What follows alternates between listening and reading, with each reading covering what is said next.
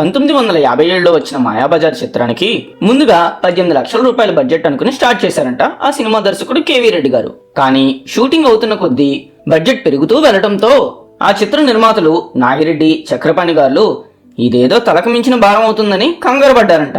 దానికి కారణం అప్పటికే భారీ బడ్జెట్ సినిమాలు టోటల్ ప్రొడక్షన్ కాస్ట్ 15 లక్షలకు మించి దేనికి అవ్వకపోవటం.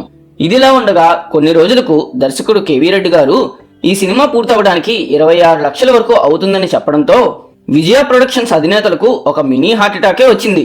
మాకు ఈ స్క్రిప్ట్ చాలా బాగా నచ్చిందండి, కానీ ప్రస్తుతం అంత బడ్జెట్ పెట్టలేం, దయచేసి తప్పుగా అనుకోవద్దు, ప్రస్తుతానికి ఈ సినిమా ఇక్కడతో ఆపేద్దామని నిర్మాతలు చెప్పడంతో కాస్త నొచ్చుకున్న కేవీ రెడ్డి గారు పర్లేదండి ఉన్నప్పుడే తీద్దామని చెప్పి అక్కడి నుండి వెళ్ళిపోయారంట.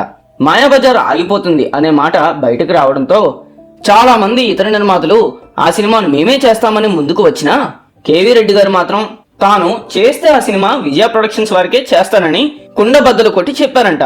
కేవీ రెడ్డి గారి పరిస్థితిని చూసిన అక్కినేని నాగేశ్వరరావు గారు ఓ రోజు రామారావు గారిని పిలిచి, చూడండి ఇది చాలా మంచి సినిమా, మీరు మొదటిసారి కృష్ణుడి పాత్రలో చేస్తున్నారు, మీ పాత్ర ఖచ్చితంగా చరిత్రలో నిలిచిపోతుంది అనటంలో అతిశయోక్తే లేదు.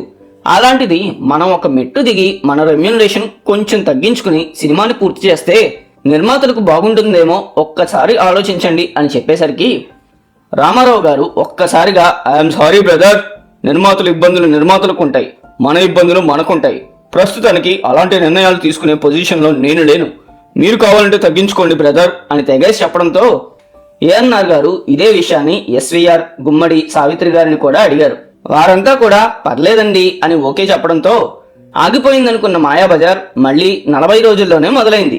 చివరికి సినిమా రిలీజ్ అయ్యి గ్రాండ్ సక్సెస్ అయ్యాక విజయ ప్రొడక్షన్స్ వారు రెమ్యూనరేషన్ తీసుకొని యాక్టర్స్ అందరికీ కూడా డబుల్ ద అమౌంట్ పే చేశారంట మావా.